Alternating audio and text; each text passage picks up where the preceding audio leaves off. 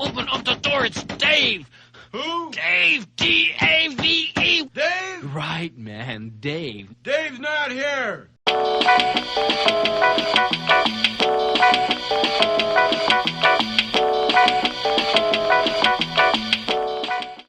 All right, I've got my Model Y here, and I wanted to take you on a tour of the car to talk about some of the differences it has from the Model 3. And let's take a tour around it and see what it looks like.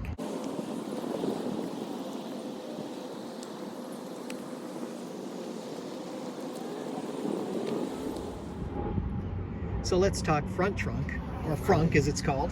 And as you can see, it's much deeper. It's a lot deeper than the Model 3 was. In fact, it's a pretty good size when I look at it. It's got a little side over here, so it's got plenty of room to store some stuff in. This is actually a bigger frunk than I had. I really like the size of it, to be honest with you.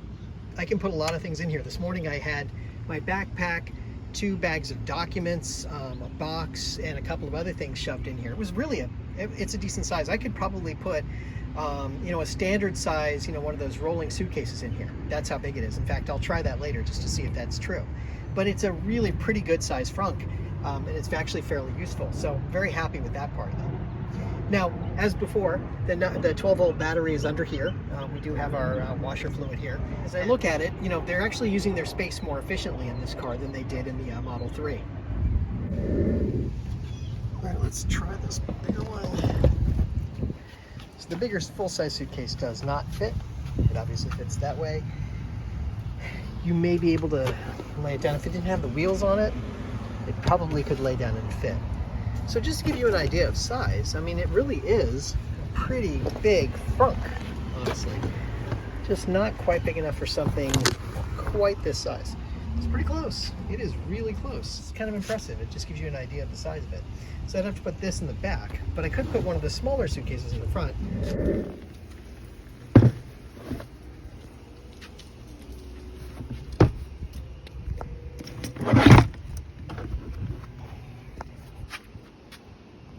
It's just fine.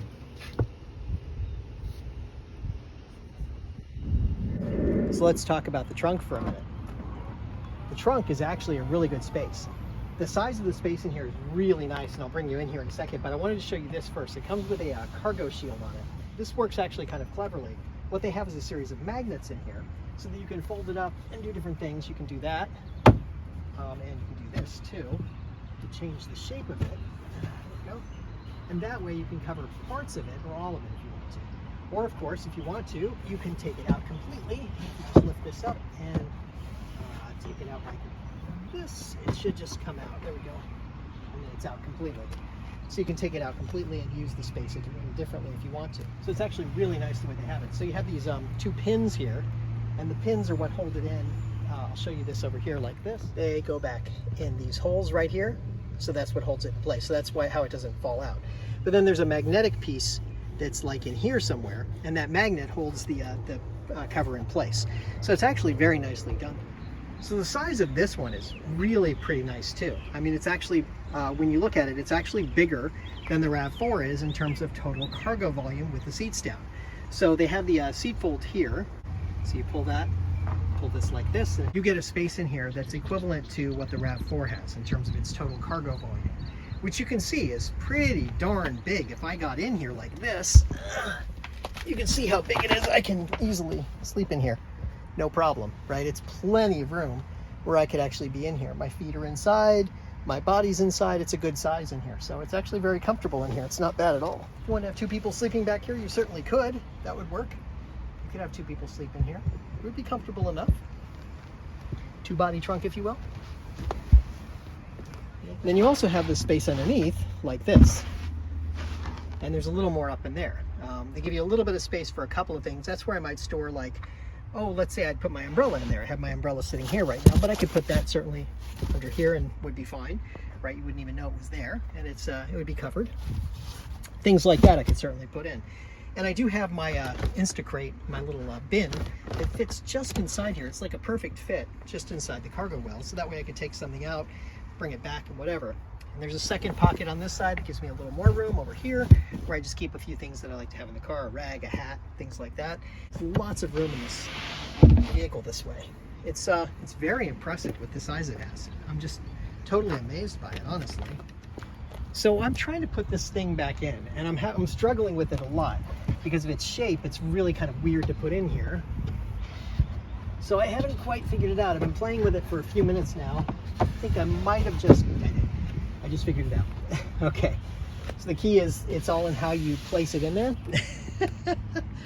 All right, so it's tricky to take in and out, but it's useful in a way.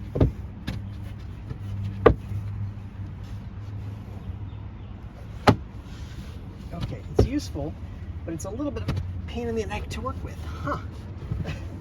So you see what this does, right? It's supposed to fold up like this. There we go, I got it. Okay, so that's how it folds up. So then you can use this part of the cargo space, but still have this part covered back here, right? So if you're putting larger bags in there or something, it'll work fine. So you see how that kind of works out. It's just tricky to get everything in the right place. Everything's kind of got a tight fit. It's well done, but it's just got a tight fit on it. So we can go ahead and put this back now. Now we'll look at the back seats for a couple minutes. All right, so the back seats are currently down, which gives us a lot more space in here. But I can put them back, and there's two positions to back. So you've got them straight upright, and the other position is further back, somewhat reclined. Just like that. It's not a big difference, but it is a difference. And you can see how it's kind of a little different when you get in there. So I'm gonna go ahead and climb in the car a minute. I haven't actually sat in the back seat yet, so I'm gonna do that right now. It's my first time in the back seat. I'll put this one back up too, and we'll move it back up. The same recline position. There we go. And that's actually pretty comfortable. This is certainly big enough to fit 3 people across comfortably. Now I'm only 5'8", let's say, and I've got plenty of headroom up here. There is no concerns at all for me and my size. So it's a really good fit that way. I think it's pretty comfortable. Certainly I could sit in the middle seat like this, no problem. Maybe slightly uncomfortable. If you have 3 people in the back, it might be a little tight, but the 2 side seats, they're actually pretty nice. This is fairly comfortable back here. And with the door closed, I've got plenty of room. I feel pretty comfortable in here. The only concern I have is I have no view front. All I see is the back of the seat. It's like being on an airplane in a way. Let me show you. So this is my point of view sitting in the back seat. I've got this right up to my face, and this is what I see, because you can see how high up this goes. I don't get much of a view forward. If I'm in the middle seat, I get a little bit of a view forward. If I'm in the other seat, of course, same problem, right? Because these 2 front seats are very high up. And so it's kind of blocks your view a little bit when you're in the back like this. It's kind of weird in a way, but it's not uncomfortable. It's just kind of weird. And there's plenty of leg room. Like I said, I'm about 5'8", give or take, and I've got plenty of space in here. You can see that I've got like tons of room up to the ceiling, yep, between my head and here. Plenty of room for me because I'm a small guy. Now, if I were taller or bigger, this might be a little less comfortable, but I still think it would be fairly comfortable back here. I'll have to ask a friend of mine who's a little bigger what he thinks, to see what he thinks inside the car. Of course, you have the panoramic sunroof all the way around. I guess it's a moonroof technically. That goes all the way around and all the way to the back. So you've got this entirety of the view where you can see all the way around you. It's a very different sort of view than the Model 3 had. Actually, it's a little more complete in a way. Wow, it's really nice actually, I have to admit, it's very nice. So there's plenty of room back here. Now the one thing I did notice, 2 USB-C ports. Used to have USB ports, now it's USB-C. So there's 2 ports back here. So I'll have to pick up some different cables to have a USB-C cable that plugs in there, but not a big deal, that I can deal with. And then I'll do the same thing in the front. So that's actually kind of nice, it's fine as far as that goes. Now let's go ahead and take a look at the front seat. So just like in the Model 3, the handle is like this, with the piece you push in, you pull out. Works fine, that part is great. We're gonna try the passenger seat for a moment first and see how that feels. The passenger seat is actually very comfortable. I left the seats in the same position they were in the back, so you've got plenty of knee room, leg room here. And again, lots of room for my head, right? And I'm much higher off the ground. I feel like this is higher off the ground than the Model 3 and probably is almost as high as, say, the RAV4 in terms of the height off the ground. It's actually an easy step in where I was having to kind of crouch down to get in the car before. Now it's just an easy step in. As you can see, let's step out again for a second. The height is good, so the step in is really easy. It's just an easy step in like this, where I'm just stepping in. Boop, I'm in the car. I'm finding this front seat to be fairly comfortable. Now, the size of it, because I'm so high up and the size of the seat, I can see why somebody in the back seat might be uncomfortable back there, just because of the size of it and sort of the scale of what's going on back there. It's just really, really big. You do have a storage place here. I've got a few things in there. Not much, but a couple of things that are stored in here. I've got my old USB cables, a couple of other things in there, some maps and whatever in there. I do have the 2 cup holders here. And then you've got this little place here where you've got some stuff in there, and I've got, you know, like a AAA card if I ever need it. I've got keys to the house. I've got a little change purse. I've got a few other things in here. And you may notice again, there's 2 USB-C ports right here and right here. So those are helpful if you ever need them.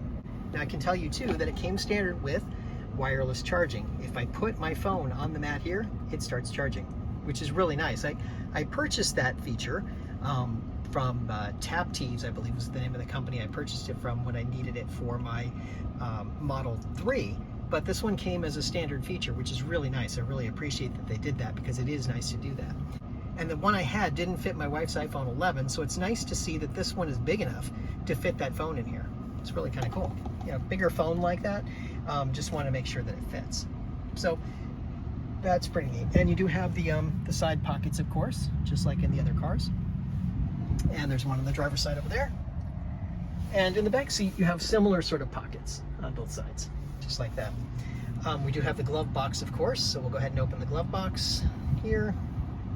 Didn't tap it. So the glove box is no bigger, no smaller than any other glove box. It's just a standard size. We have the registration in there and whatever. So it comes standard with a USB memory stick already installed here, which is kind of nice. Before I used to have to plug it in. There was a port down here in my Model 3, and I had to buy one. This comes with one. I could replace it with a bigger one if I want to, but I see no reason to do that really. This one will work just fine. So it has a USB already in it, and it's ready to start recording. So that's kind of nice, actually. I didn't show you. To close this little door, you just give it a little push like that and it'll close. Boop. That's kind of nice. Nice little feature like that. Nothing else different as far as the rest of the size and the space goes. Let's just go ahead and close it up, and I'll show you the driver's side. I do like this. You know, this is something that I will enjoy having, and I'm going to have to adjust the height on this. You can adjust the height, of course, like you can with any car. But I'll go ahead and close it, and that'll get me. That's really nice, actually. All right, so welcome to the driver's seat. Now I'm on the driver's side looking at the car. And the customization is the same as it was in the Model 3, where you can set it up with the driver profile and adjust the placement of the steering column, the size of the seat, how forward and back it is, how up and down it is, all the things that you would expect in a car. So those are really nice. Then you can save a driver profile. Now, by default, when you first get the car, you get 30 days of premium connectivity, which is really nice. The premium connectivity, just as a refresher, includes the Google Maps, the full maps, so you can see where we are. It also includes the ability to stream in your video and audio onto your Tesla, and it has real-time traffic, among other things. Now, there is one other cool feature that I didn't show you. Let me turn this on for a minute here. We'll go to safety, and we'll turn on Sentry mode here. There we go. The Sentry mode is now on. So what we can do is we can come out here, and we can stand outside, and we can look at the cameras, and we can wave to the cameras, and I'll show you what that looks like. This is actually a really cool feature.